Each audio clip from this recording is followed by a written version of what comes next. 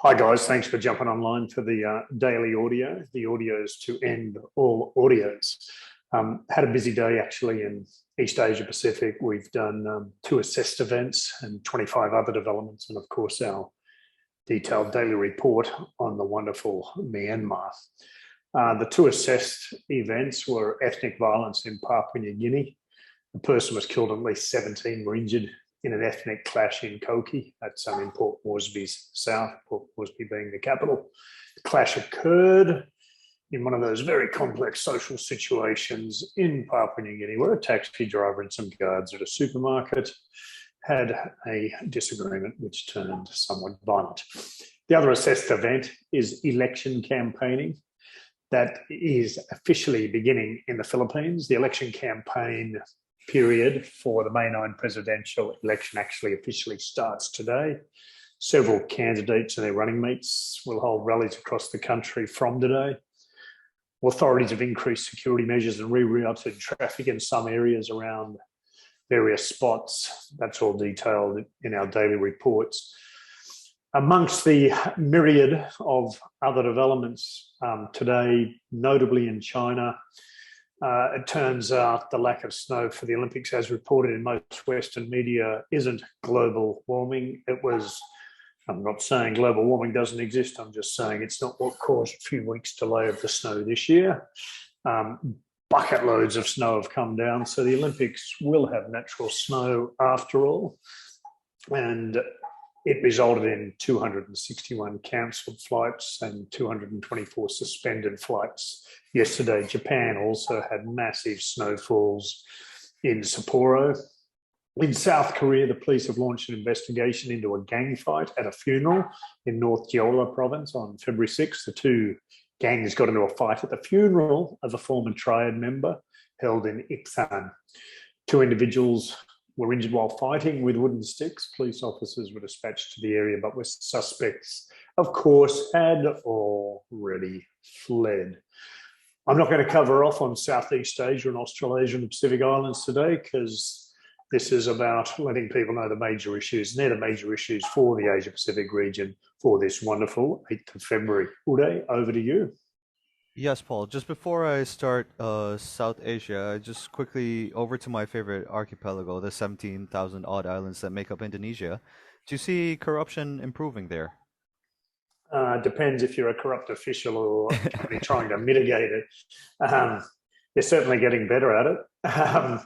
The KPK has been just slowly pressurised, dismantled, and its capability pegged back, which is an indicator that corrupt officials are going to continue what they're extremely good at.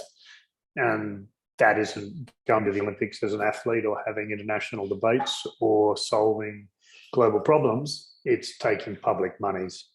And the level of corruption at the junior official level, really that's what the world focuses on. It shouldn't be focusing on that. These guys don't get paid enough to educate their kids, don't get paid enough to feed and clothe their families properly.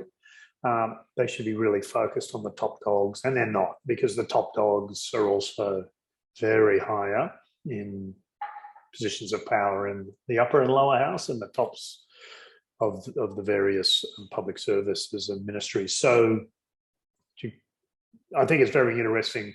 We have a product where we mitigate corruption, as you know, Uday, but frankly, if you are going to coach people on how to do corruption better, you'd make a lot more money, because all the well-meaning in their PR statements, Western companies very much involved in it. They'll all deny it, but they all get excellent returns out of Indonesia in particular, but also Philippines, and there's a lot of other countries where it's rampant in Asia Pacific, including countries you used to live in yourself, but also in South Asia. So it's not going to go away at some point. Obviously, various obligations on company directors are that if you pretend you don't know about it, that no longer protects you. So when we see American, English, Australian, European directors going to jail and getting criminal charges and companies getting massive fines, that's when the the blind will no longer pretend to be blind. And until you start poking out their other senses, they're going to claim blindness. Well, the laws in the West have caught up. Of course, the laws, in the Philippines, Indonesia, are all very good. It's just the separation of powers and how they, and how the judicial system and the executive can be manipulated at the will of those with money. But at some point, it's no longer going to be a viable option to avoid it. They're going to have to start doing something practical about it, because like most multinational executives, they'll only get serious about it when their own very pretty sitting gear is at jeopardy. I hope that answers your query, Uday. Yeah, it does quite well, Paul. So I'll just move over to South Asia today, where we covered 14 events and we assessed one major development that I'll quickly cover. So over the last few days, there's been communal violence in Jharkhand, which is a state. Across the state, at least one person has been killed and 8 people have been injured. And the protests have disrupted travel on the national highway, 2 near GT Road, for instance. So it's violence between the Hindu and Muslim communities. So just a few key takeaways from this is how violence can occur with little to no notice in many parts of India, and how disruptive it can be to roads, train transportation, and other logistic lines. So supply chains can be hit, and the situation will remain tense in Jharkhand for a while. These sentiments don't just dissipate; they come and go. And yeah, that's pretty much it, unless there's any questions. Yeah, I have a question, Uday. Sure, Bassel. So, do you see violence manifesting or spilling over to states having elections? That's a good question, Bassel. Thanks for that. So from this specific incident, no, but overall, in the backdrop of a very politically charged environment at the moment, this incident does show a manifestation of like deep-seated tensions, and these are there in states that are holding elections, such as Uttar Pradesh, for example. And politicians use these incidents to fit their narratives and polarize people more. In fact, in India, most religious violence is motivated by politicians. They're little puppet masters with their strings. So the security situation in other states is also something to be concerned of regarding this incident, Bassel. I hope that answers that. If that has, we can move on to Europe. Yes, sure. Thank you, Uday.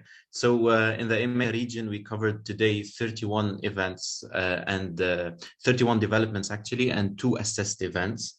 I'll cover 3 major events across this region. In Europe, the ongoing Russia-Ukraine crisis continues to intensify. The tensions between the North Alliance Treaty Organization, the NATO, and Russia have increased since Russia started its military drills and deployment in Belarus. At the same time, the UK government, the United Kingdom government, announced that it will deploy 350 additional troops to Poland to curb the threat of a Russian invasion and the ongoing tensions with the EU. There were already around 100 British troops in Poland due to the migrant crisis that happened between Poland and Belarus.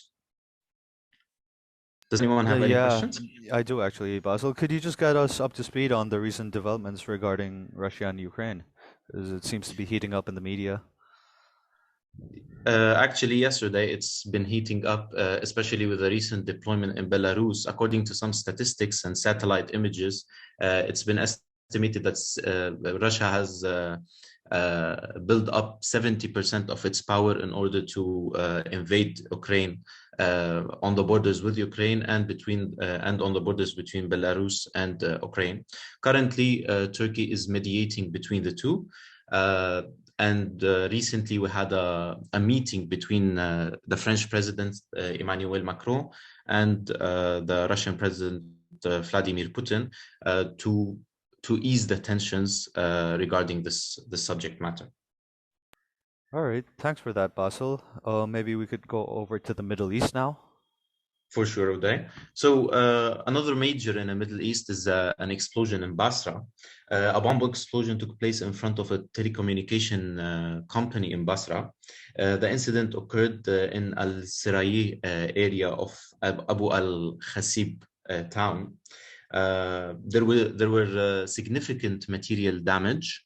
to the company headquarters. However, no casualties or injuries were reported. This incident could potentially be part of the series of politically motivated attacks that have been targeting political offices around Iraq.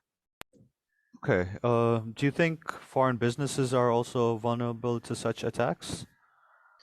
Actually, yes, because there were some attacks by the PNF, which are the Popular Mobilization Forces. They are a Shia militia affiliated with Iran. However, they integrated into the Iraqi security forces.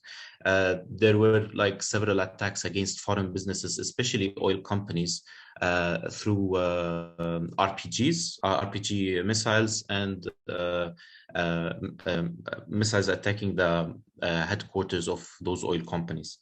So businesses should be aware of the threat, especially in this area. Yeah, thank you for that, Bassel. Okay, to end the EMEA region, a major in Africa would be the ongoing protests in Sudan. So violent protests continue in Sudan. Security forces clashed with protesters during nationwide protests yesterday. Security forces used rubber bullets and tear gas to disperse protesters. Several protesters were injured as well. The protesters are demanding the formation of a full civilian government. However, since October 25, the military coup by General Abdullah al-Burhan, the authority for a full civilian government have not yet been given. That's it from the EMEA region. Thanks, Bassel. I think we've covered today. Unless, Paul, you have anything else to add, I think we could call it a day, and we'll see all the listeners in a couple of days. Yep, great stuff, guys. Thank you. Cheers.